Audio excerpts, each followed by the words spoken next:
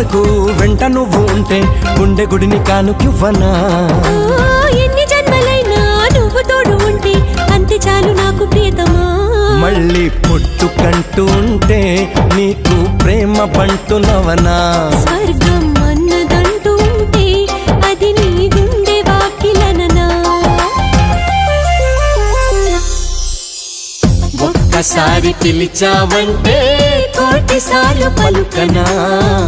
ఒక్కసారి చూసావంటే 100 ఏళ్ళు బతకనా.